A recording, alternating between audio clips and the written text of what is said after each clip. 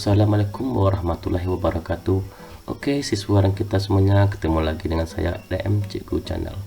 Pada video kali ini kita akan mempelajari IPA kelas 8 tingkat SMP MTS semester pertama, yaitu tentang gerak benda. Sebelum kita mempelajari gerak lurus beraturan, perbedaan gerak lurus berubah beraturan, mari kita pelajari dulu tentang materi pertama, yaitu konsep gerak, kedua jarak dan perpindahan, ketiga kecepatan dan kelajuan, keempat percepatan.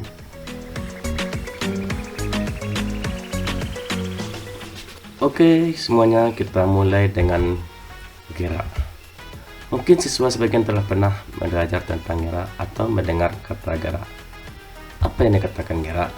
Gerak adalah perpindahan suatu benda dari titik awal atau kedudukan semula ke posisi lain. Jadi, benda dikatakan bergerak apabila mengalami perubahan posisi dari suatu titik acuan atau berpindah tempat dan bergerak melalui lintasan tertentu.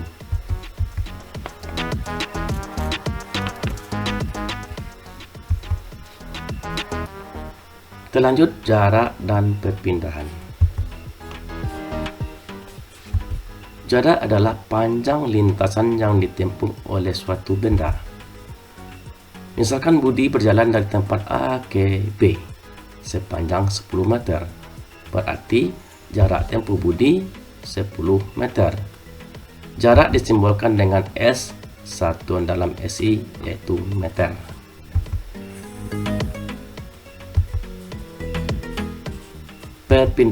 Perpindahan yaitu jarak terpendek dari posisi akhir dan posisi awal dari sebuah benda.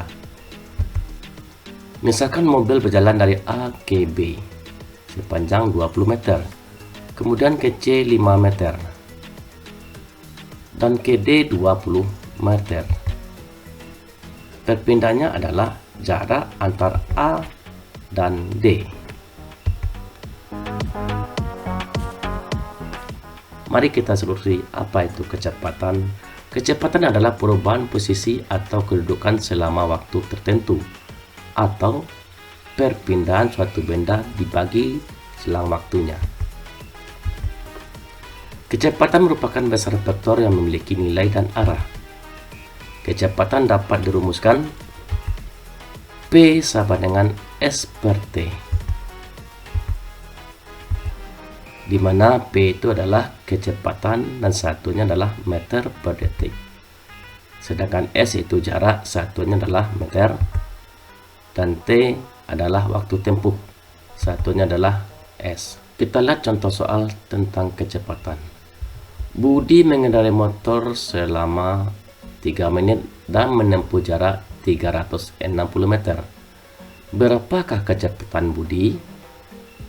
Mari kita lihat pembahasannya. Dari soal kita ketahui waktu 3 menit. Waktu lambangkan dengan T sama dengan 3 menit. Berarti sama juga dengan 3 kali 60 sama dengan 180 sekon. Sedangkan S itu jarak adalah 360 meter. Ditanya adalah P atau kecepatan. Kita jawab P sama dengan S per T. Berarti 360 dibagi dengan 180 sama dengan 2 meter per detik. Jadi kecepatan motor Budi yaitu 2 meter per detik. Agar jangan terjadi kesalahan dalam memasukkan rumus pada soal, mari kita pakai sistem segitiga, yaitu ini, bahwa P sama dengan S per T. Berarti kalau kita mencari S, berarti P dikali dengan T. Sedangkan T waktu, T adalah S dibagi dengan P.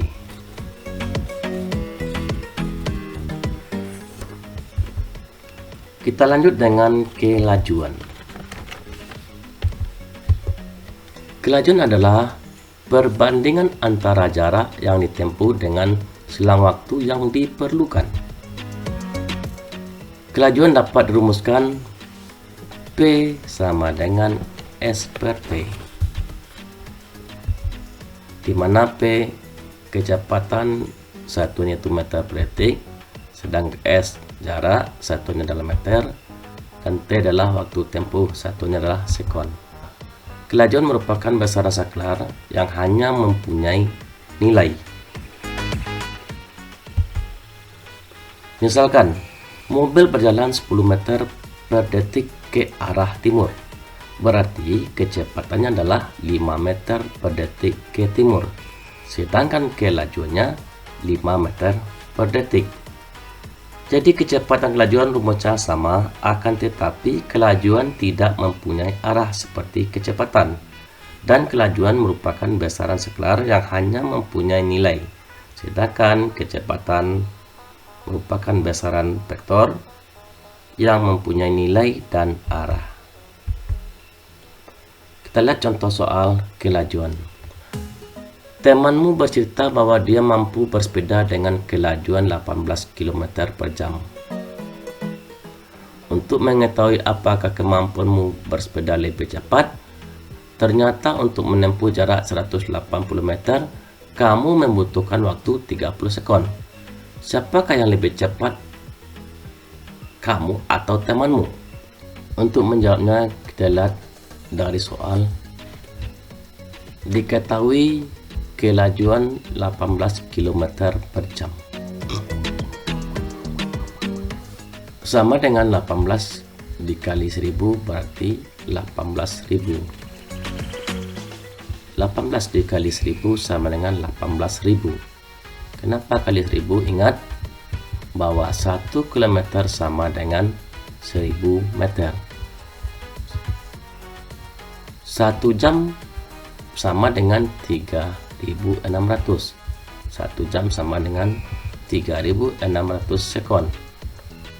Sama dengan 18.000 meter dibagi 3600 sama dengan 5 meter per detik.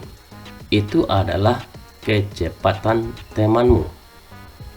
Sedangkan jarak sama dengan 180 meter. Dan waktunya T adalah 30 sekon.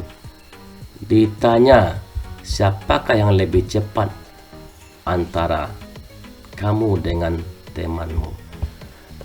Untuk menjawabnya berarti jawab sama dengan P sama dengan S per T, jarak dibagi dengan waktu. S sama dengan 180 ini dibagi dengan 30 sekon. 180 meter dibagi 30 sekon sama dengan 6 meter per sekon. Berarti kelajuanmu 6 meter per detik, sedangkan kelajuan temanmu 5 meter per detik. Jadi kelajuanmu lebih cepat dari temanmu, berarti kamu lebih cepat. Perbandingannya itu antara 6 meter per detik dengan 5 meter per detik.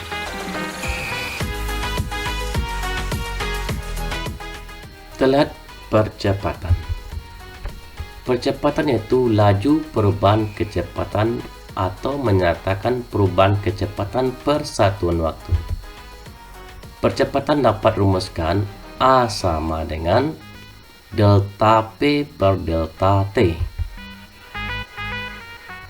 di mana A itu adalah percepatan, satunya adalah meter per detik pangkat 2. Sedangkan delta P itu perubahan kecepatan dan delta T adalah perubahan waktu. Delta P sama dengan P2 dikurang P1. Delta T T2 dikurang T1. Di mana P1 itu adalah kecepatan awal atau kecepatan mula-mula, sedangkan P2 adalah kecepatan akhir. T1 adalah waktu awal, sedangkan T2 adalah waktu akhir. Percepatan merupakan besaran vektor. Percepatan dapat bernilai positif dan bernilai negatif, bergantung pada arah perpindahan dari gerak tersebut. Kita lihat contoh soal percepatan. Sebuah sepeda motor mula-mula bergerak dari kecepatan 4 meter per detik menjadi 8 meter per detik selama 20 detik. Berapakah percepatan sepeda motor tersebut? Mari kita lihat jawabannya. Diketahui P1. Berarti P1 di sini adalah kecepatan awal, yaitu bergerak dari kecepatan 4 meter per detik. Berarti P1 adalah 4 meter per detik menjadi 8 meter per detik. Berarti ada P2 8 meter per detik. Sedangkan waktu 20 detik. Berarti 20 detik itu adalah T akhir. Berarti T awalnya adalah 0. Pertanyaannya, berapa percepatan sepeda motor tersebut? Ditanya A. Jawab A sama dengan delta P per delta T, di mana delta P adalah kecepatan akhir dikurang dengan kecepatan awal, dibagi dengan delta T, yaitu T akhir dikurang dengan T awal, sama dengan 8 dikurang 4 meter per sekon dibagi dengan 20 dikurang 0 sama dengan 4 meter per detik dibagi dengan 20 sama dengan 0,2 meter per detik. Oke siswa semuanya, itulah video pembelajaran kita kali ini. Semoga bermanfaat. Mari kita tutup dengan mengucapkan alhamdulillahirrahmanirrahim. Terima kasih, sampai jumpa dengan video berikutnya. Assalamualaikum warahmatullahi wabarakatuh.